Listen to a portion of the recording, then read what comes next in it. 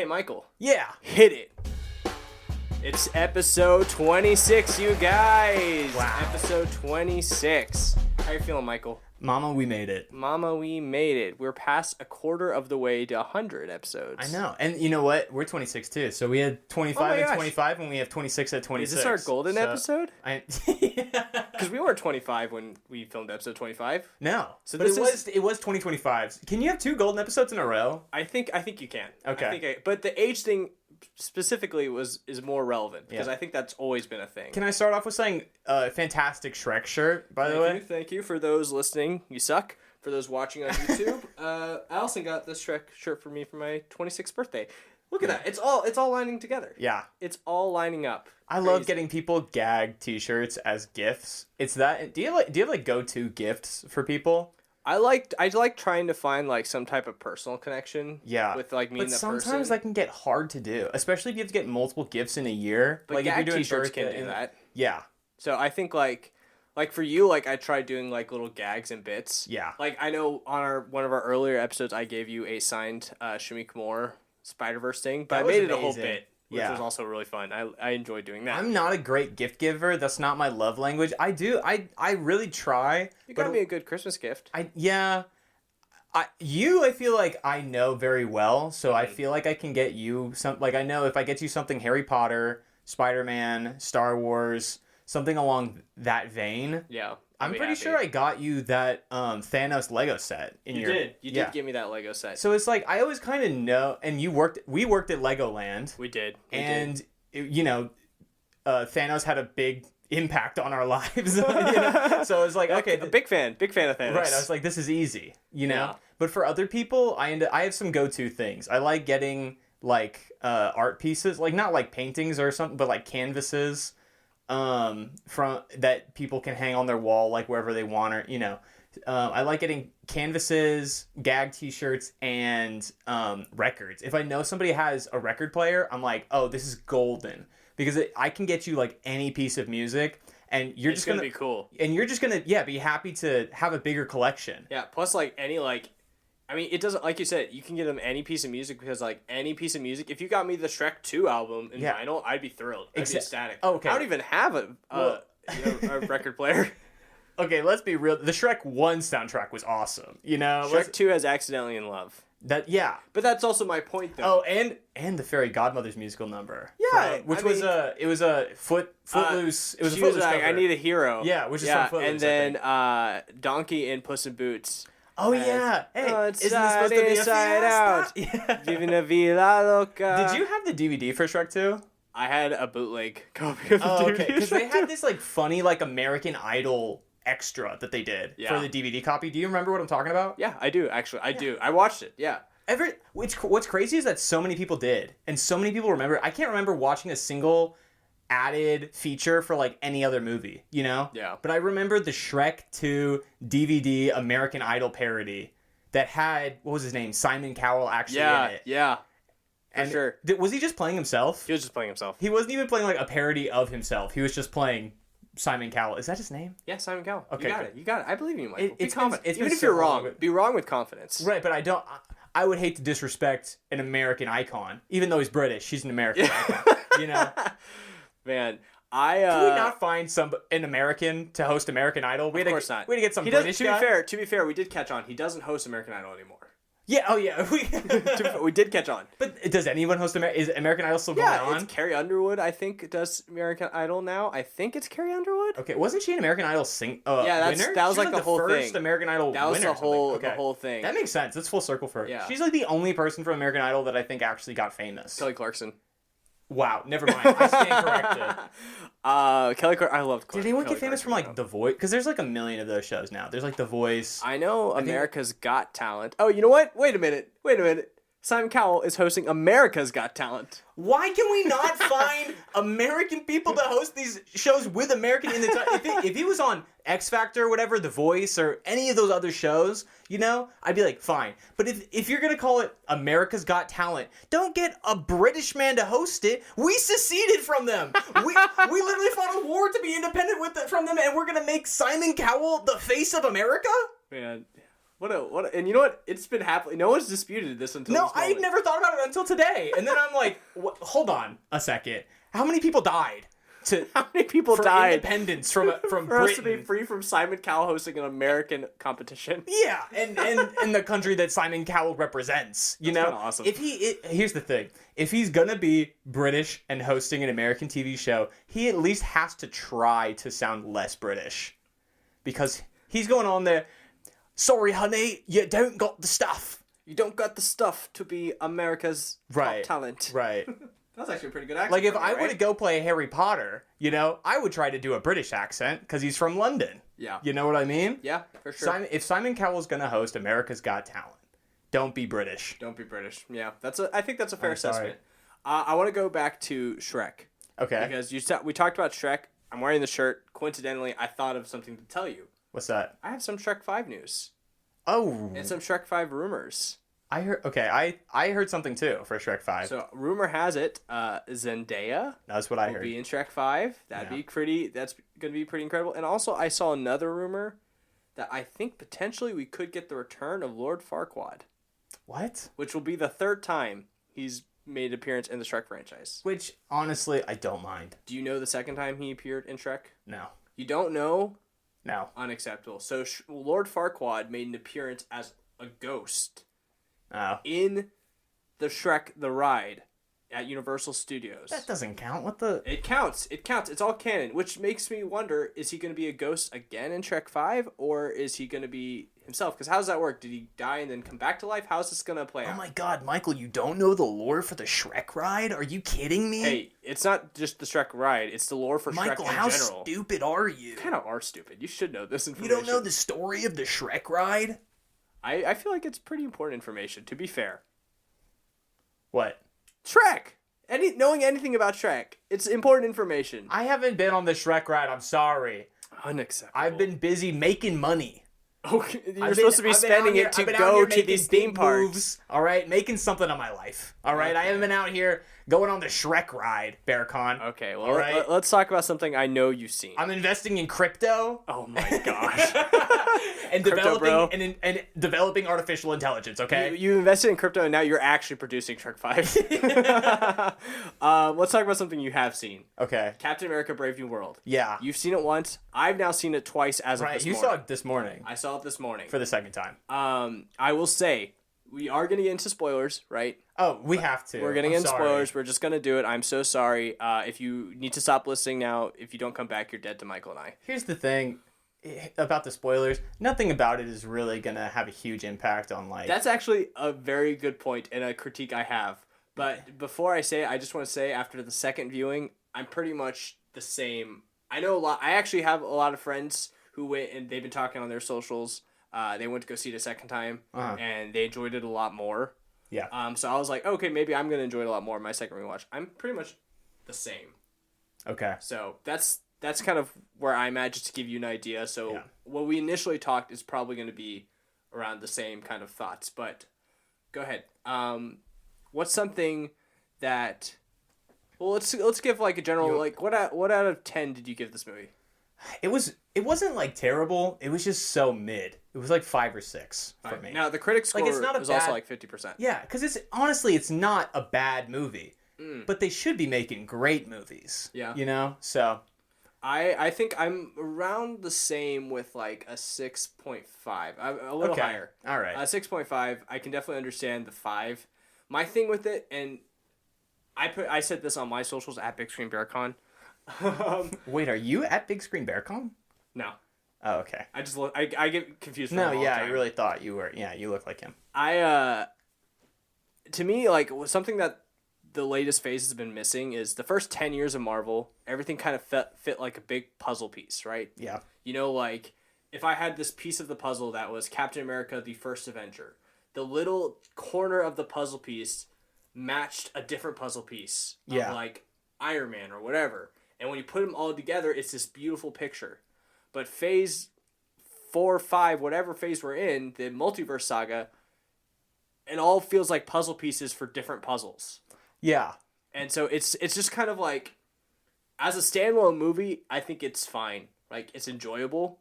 But I think the reason why people are disconnecting from it is because it's lost the magic of going to a Marvel movie. Like the clapping because somebody appears, like the cheering because something finally paid off. Oh, yeah. Like it's lost that. Marvel premieres used to be like live action events. Like there used to be crowd participation, you know? And at this, we saw it, was that opening day? Or it was opening night, yeah. Okay. Now, when we saw it, it was like a kind of like a event. So it was like press creators. It wasn't like a typical Marvel fan base. Yeah. You couldn't even tell. I couldn't honestly tell you if people there were actual Marvel fans or they were just there for their jobs. I don't know. Uh-huh. You never really can tell. But there was, I mean, I couldn't think of a point in that movie where there actually would be some sort of audience interaction. There was one this morning in my screening. Oh, okay. And again, spoilers ahead. There is one cameo in this movie, and it's Bucky Barnes, right? Yeah. He appears, and there's one guy who attempted to clap, and then it was like, woo!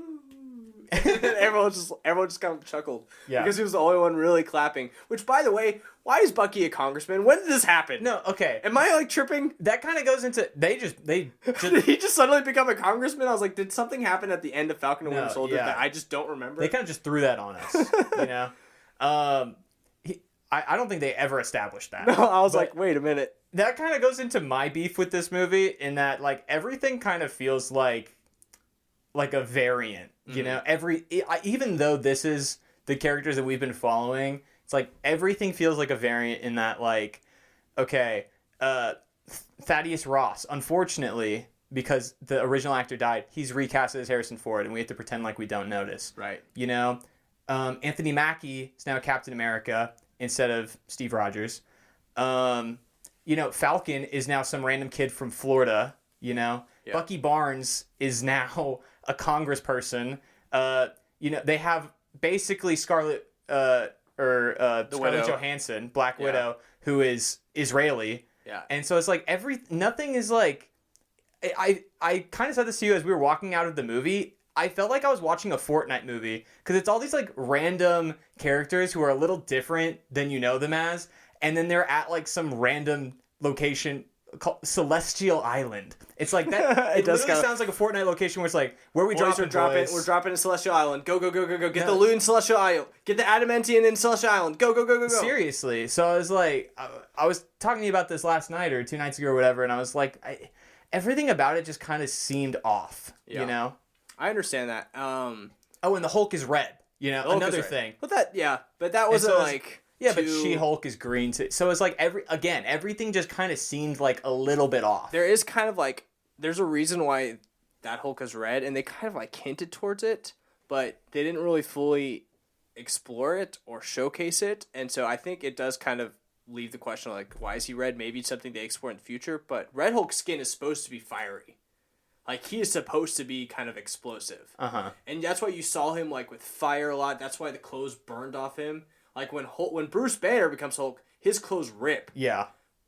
You know, Thaddeus Ross Hulk, his clothes literally burn off him. Yeah. And so, like, they showed the ability there, but it's kind of like that fiery rage. So that's why he's red. They just didn't really explain that, if that makes sense. And I'm not, like, a comic encyclopedia or dictionary or resource or whatever. I'm not that type of person in the Marvel world. Mm-hmm. So please feel free to correct me if I'm wrong. But his clothes did burn off. We saw it. And I believe that is the reason to why he is red. Okay. But, you know, let's be fair. Why don't we go back and forth and list off things we liked about the movie.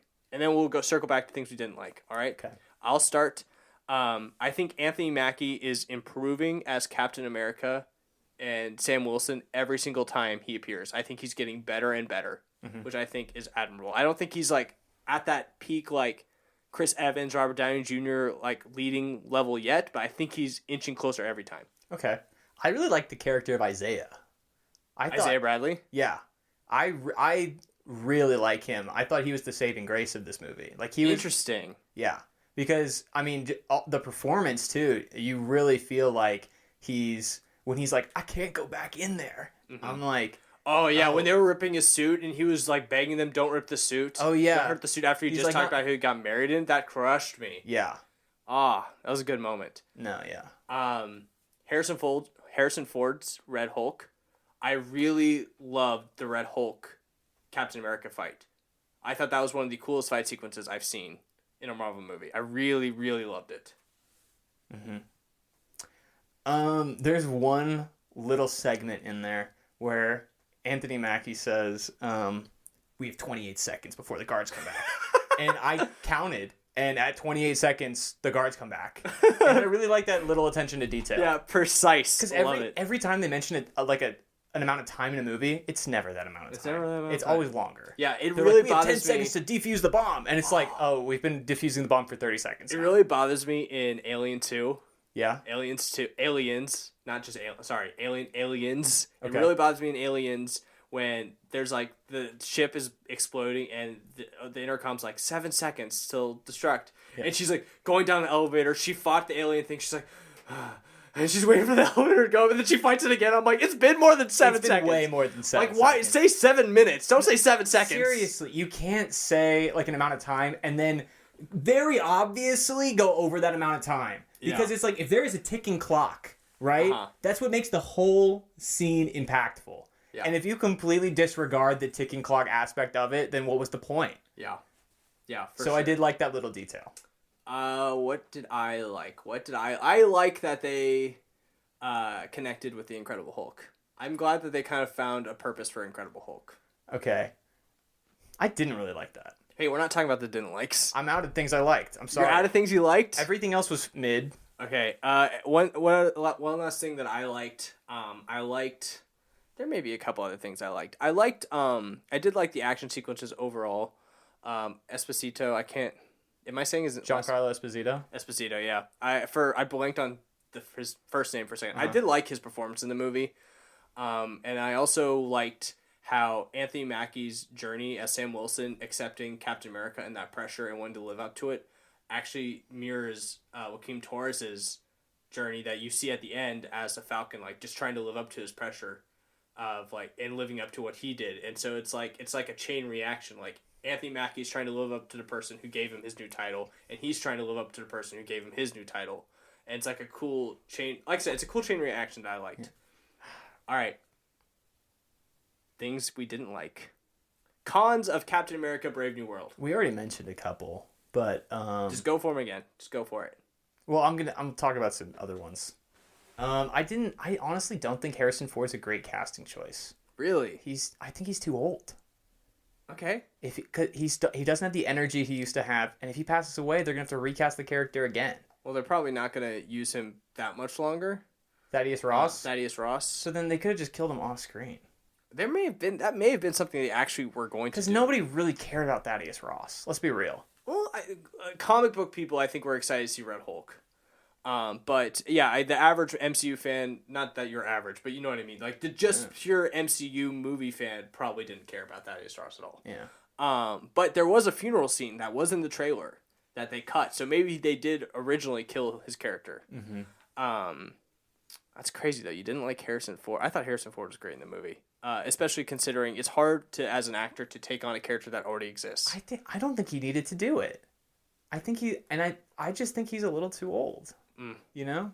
Yeah.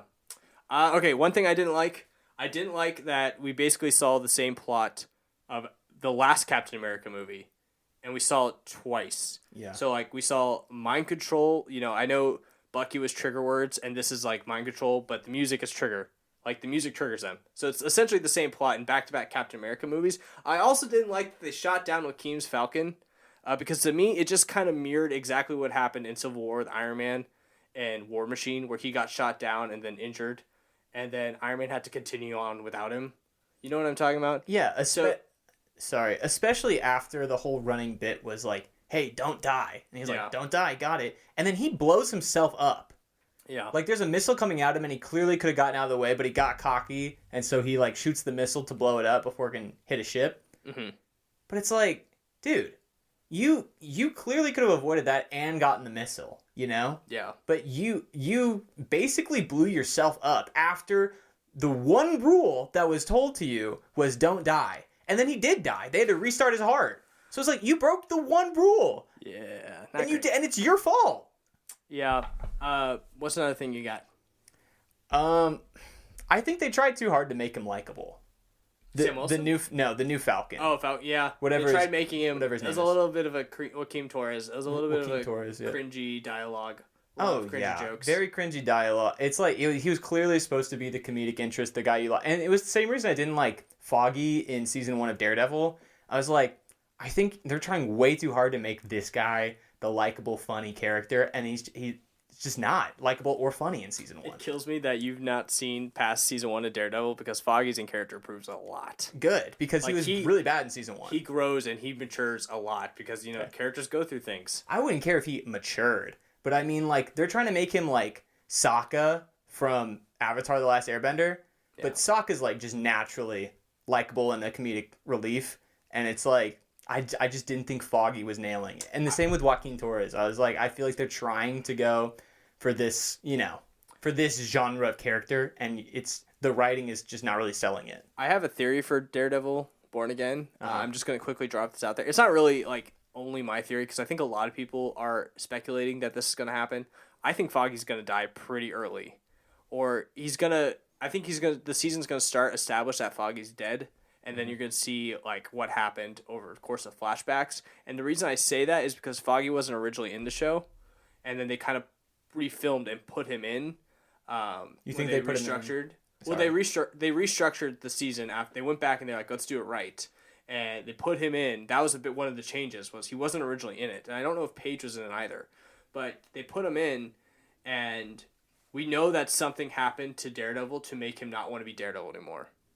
I can't imagine, like, if you lose your best friend and you couldn't save him, I can imagine a hero being in a place of what's the point. Okay, then why do you keep killing me off in all these sketches you're doing on TikTok? I'm not a hero. Berkan's doing these sketches on TikTok, and in every single one he's got a character named Michael, and they die. It's not coincidental. You think too highly of yourself. What makes you think that's you?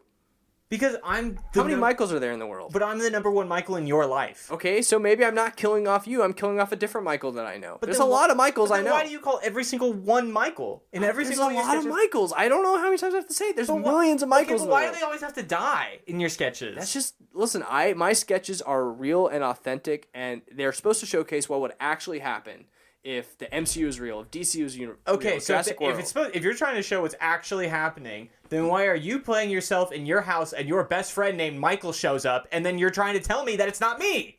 Who says I'm playing myself? The name Berkan has never been dropped in these videos. How many Berkans do you know? 2. I met 2 Berkans in my life. I only know 1. So now your whole how many Michaels in the world are there argument falls out the window when the fact that most of the people watching and listening to this, you're probably the only Berkan they ever heard of. I'm just going to say in like Marvel movies, DC movies, Jurassic Park movies, all these catastrophe movies, right, where there's massive amounts of casualties, right? What is the likelihood that one of the off-screen characters that died was named Michael, and what's the likelihood that one of them was named Berkan? I think this is revenge because when we were teenagers, you were riding in my car and I told you that the passenger seat is statistically. Yeah, you would always tell me that, like, if we get in an accident, I'm probably going to be the one that dies. Okay, because that's very comforting. Because I was always driving everywhere.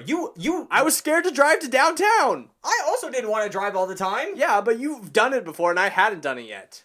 Now I drive you everywhere. So because you were being a bitch, I am now not allowed to talk badly about you? No. This side. I didn't phrase that correctly. No, it was revenge. It was revenge for you being a bitch and making me drive everywhere. I was like, if you drove sometimes, you would statistically be more likely to survive a car accident. But then I'd be putting you at risk. So now you're putting it, like, I don't want you to die. Uh-huh. And now you're like, maybe you should drive so that I'm the one that dies. I don't want to be put in that situation. Okay, but I was so done with driving everywhere. Yeah, you're the one who said yes. You never pushed back. That's why you could have been like, no, I don't want to drive. And that was me pushing back. Me saying, if we get in a car accident, you're going to be the one who dies. That's stupid. That's a stupid way to push back. Just tell me honestly. Man, I got a couple more complaints with Captain America: Brave New World. I didn't realize the first time I watched it. I realized it the second time I watched it. And me and my dad both had the same realization at the exact same time. Okay. When they went to Base Echo 1, and they first were introduced to Samuel Stearns, a.k.a. the leader, right? Uh-huh. He was first revealed to them. My dad and I were like, why aren't they in their suits? Yeah. Like, why are they letting themselves be so vulnerable? Yeah. Neither of them have any enhanced abilities. They're just highly skilled soldiers. Yeah. But, like, so bullets can get them. They don't have any advantage whatsoever. The other guys have guns. They don't. He brought the shield. At least. He brought the shield. Great, but like you have this suit with all this vibranium tech that like you could just like quicker than he could probably react. Yeah, stab. How do you not do that? And even then, like if you get stabbed or something, wouldn't you want the extra protection in case they're shooting at you when you've thrown the shield? The whole plot of the movie actually is stupid because the guy's supposed to be this mega genius who can tell everything that's going to happen. He's been wrong a lot. But he was wrong not all the time, and he didn't do anything for 20 years. He let himself be imprisoned and then decided to take revenge on the person who was imprisoning him by literally mind controlling everybody in the U.S. government through their cell phones. And it's like, even if you could do this, how come you haven't broken out sooner? He even has a line in the movie that he's like, cursed with the knowledge of the probability that you'll betray me. Like, so if you knew that there was a good probability that he was gonna betray you the whole time, why didn't you try to get ahead of it? No, it was so stupid. He's like, I'm a super genius, to be fair, I'm also like always at the mercy of these other people. Even though I can control the entire U.S. military, I'm always at the mercy of somebody else for some reason. To be fair, he didn't start out that smart. He progressively got smarter because he kept getting like 20 injected. years? I don't know. To be fair, who knows how long actually he was being given more dosage? I guess because we don't know at what point in the timeline Thaddeus Ross got sick and needed his help. But he was developing the medicine for Thaddeus Ross for a while. He was developing tech and stuff for Thaddeus Ross for a while, and then the medicine we don't know how long he was actually doing that. I still think he was in there for way too long for him to be. And then he's also like, I've seen it in the probabilities. There's a multiverse. Yeah. It's like, okay, if you're literally omniscient, how come you were in prison for 20 years and you just lost? Yeah, he didn't. Well, he turned himself in. He's like, this is the only probability I have left. I have to turn myself in now. Like he said, like, you forced me to turn myself in. How did you not think of a different, like, did you really exhaust all options? Yeah. But because the whole point is like, if all of these aren't 100% probabilities, then you should know like there's a chance. His so character, should be prepared for the chance. His character doesn't make sense to me. Also, if Captain America's wings are made out of vibranium, how come the Hulk can tear them in half? And also, he broke the little remote guys. What are they called? What's the name of the little Red Wing? Yeah, Red Wing. Did Red Wing get broken? He broke like both Red Wings. Oh, maybe. I don't know. And I'm like, if they're made out of vibranium, like this Red Hulk is really just crushing vibranium. Yeah, he kind of is actually. You know, it doesn't make any sense to me. I thought vibranium was like it's a brand new world. The new metal that's the go-to metal is now adamant. Yeah, they had to make vibranium look weak so that they could make adamantium look strong. The other thing, like my last like complaint with this movie, and this is a complaint that's been the most popular complaint, and I do like get why Disney did it. Just you knew the whole movie before you sat down, right? There was nothing left to be surprised. Yeah, you from knew the trailer. Exactly, like you knew Harrison Ford when he was going to become the Red Hulk. You knew like about the leader. You knew about all these other things. Like there was nothing to be surprised about. I think the only thing that I was like, oh, that's something I didn't really see was Bucky. Like that was it. Which was everything a 1-minute cameo. Everything else, like I'm pretty sure I can go back in the trailer and I can be like, okay, I know Isaiah Bradley's going to shoot at the president. I know he's going to get arrested. I know Red Hulk's going to be Harrison Ford, and I know exactly when it's going to happen for the first time. I know the leaders in this movie. Like I know all of this. Yeah. And like versus Thunderbolts, I can't tell you a thing that's going to happen in the Thunderbolts. We have 2 full trailers of it. I can't tell you who the villain is. I know who's going to be in the movie because of just comic book knowledge I have, but I can't tell you motivation. I can't tell you when or why or what's going to happen, what's going to lead in it. I can't tell you any of that. Yeah. I hope Thunderbolts is good. I think it's going to be great. Okay. I really do. I love the trailers. I love the comedic of it, the comedic element of it. I love the group of characters they have, and I mean, man, that villain, whoever it actually is just turning them into darkness. Yeah. It's awesome. I feel like I was telling you this the other day, but hold on a sec. We interrupt this program so Michael can sneeze. I told you this the other day, but Disney has so much budget and talent, and they've been doing this Marvel project for 20 years, and you know they have every advantage, and yet they're still coming out with such mid projects. And I mean, so many people have complaints about so many of these recent projects. I don't think all of them are. Let's go through it. Okay, let's go through it, and you tell me if something was mid or not. Okay. Shang-Chi. No. Okay. Eternals. Yeah. Yes. Okay, I agree with you there. Spider-Man No Way Home. No. Okay, so right now you need to keep track. So we're 2 of 3 of not mid. Okay. Sure. Yeah. Multiverse of Madness. Yeah. Okay, so bad even. 2 4. What came after Multiverse of Madness? We had WandaVision. Overrated for sure. Whoa! So you didn't think WandaVision was good? Overrated. Oh, I thought WandaVision was great. Falcon and the Winter Soldier. Mid. Okay. Agatha All Along. I loved Agatha All Along. Didn't finish it. Oh, so Couldn't good. finish it. Oh my gosh. Maybe the problem's just you. Deadpool and Wolverine. Hate to say it, overrated. Okay. What else came out? Guardians of the Galaxy Volume 3. Good. I loved that movie. Wakanda Forever. Good. Good, yeah. The Marvels. It's okay. Mid. Moon Knight. I didn't like Moon Knight. Yeah. I can't remember what else came out. This one, mid. Okay. Here's the thing. If half of the stuff that you're making is mid, I don't know what to tell you. It's been about, I think it's fair to say it's been about 50-50. At least. Which is mid. But I'm more positive about it than you are. I think we can both agree to that, and I'm more optimistic about it than you are. I just think if other people are going to be coming out with projects knocking it out of the park, like Invincible. Loki. Loki was also very good. Okay, I really liked Loki. Loki's mid. I hate the time travel rules in Loki. They make no sense. It's like, if we go to an apocalypse, then nothing that we do in this timeline actually matters. And it's like, okay, well then is there one singular timeline or not? It doesn't matter if it's at an apocalypse, Because it's like, okay, I thought we were talking about this holy timeline or whatever.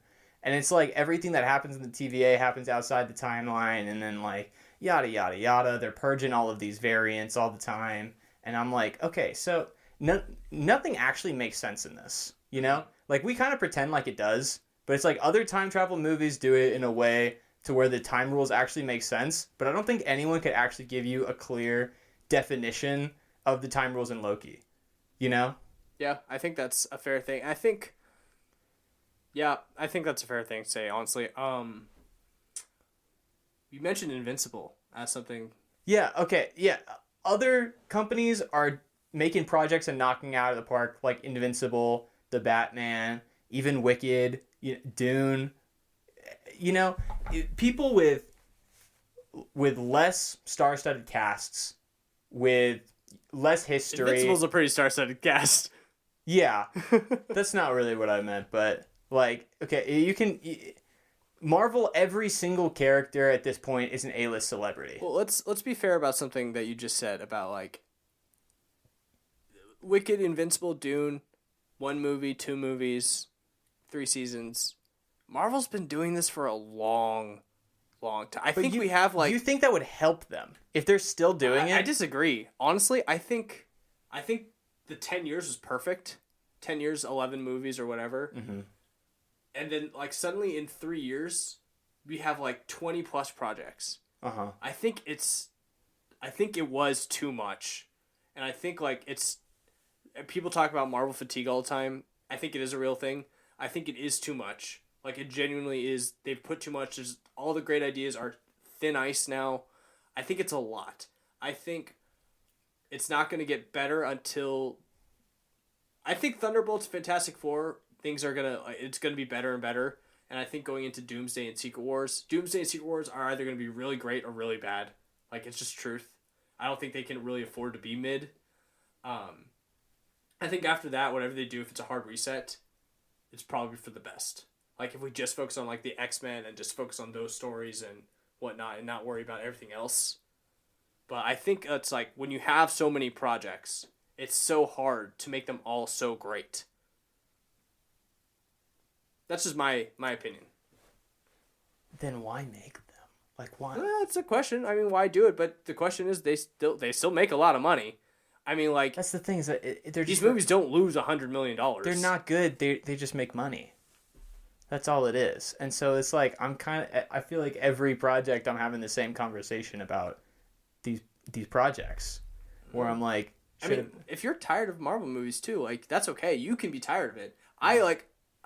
Not everyone feels the same way. Like I don't feel that same fatigue still.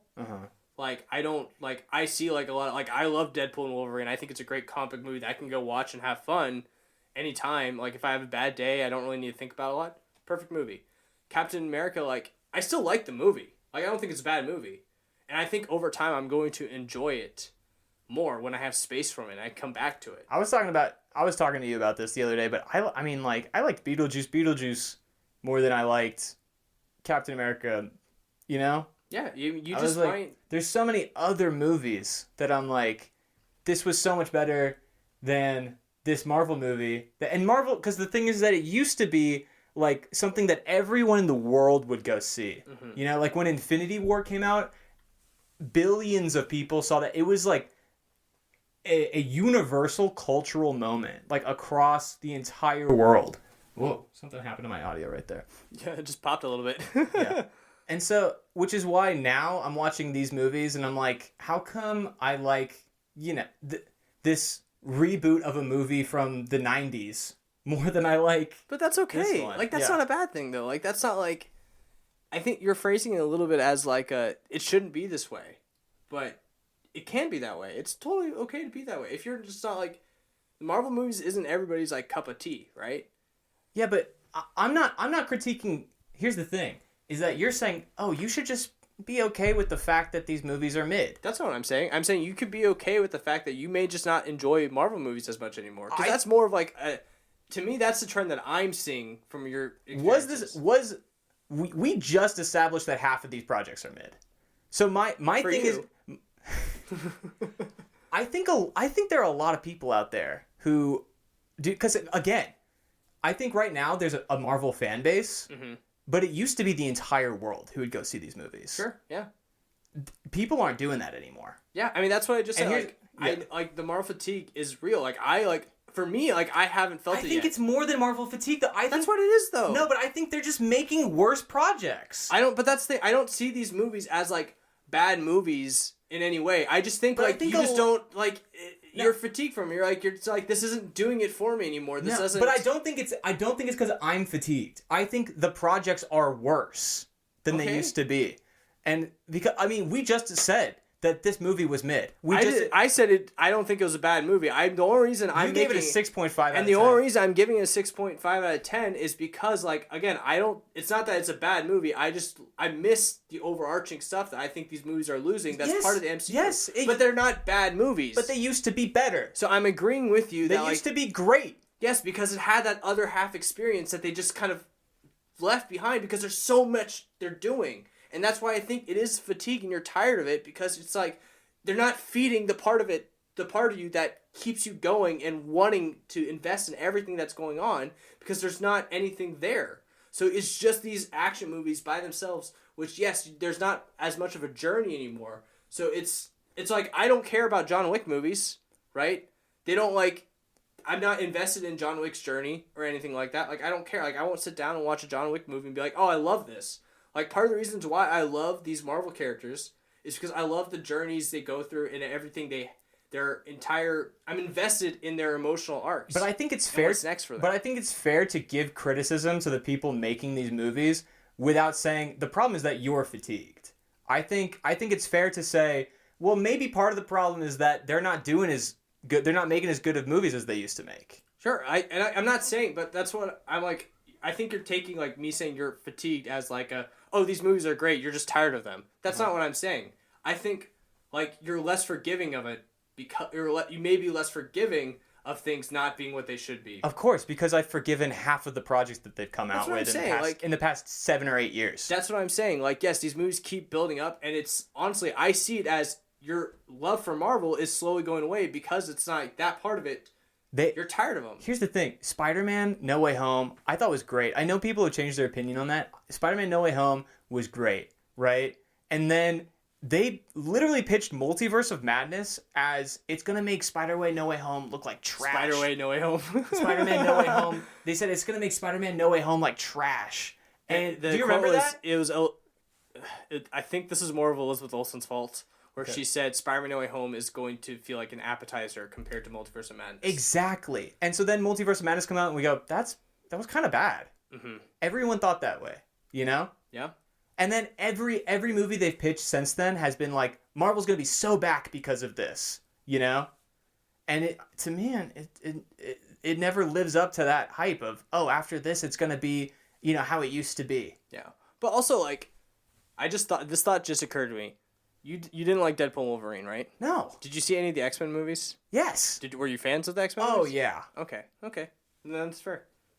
But again, one of my criticisms of the Wolverine movie was this is not the Wolverine that we were following through the X-Men movies. It's a variant of him. You mean Deadpool and Wolverine? Yeah. The Wolverine from Deadpool and Wolverine is a variant of Logan, who we saw die, which makes sense. They said in the movie, they're like, we're not going to, you know, take a crap on Logan's memory and legacy by like resurrecting him or whatever. But at the same time, it's like, okay, so in that case, I really don't have any connection to this new Wolverine that you're introducing. Yeah. He's a new character. He's played by a familiar face, you know, but we don't know the character really.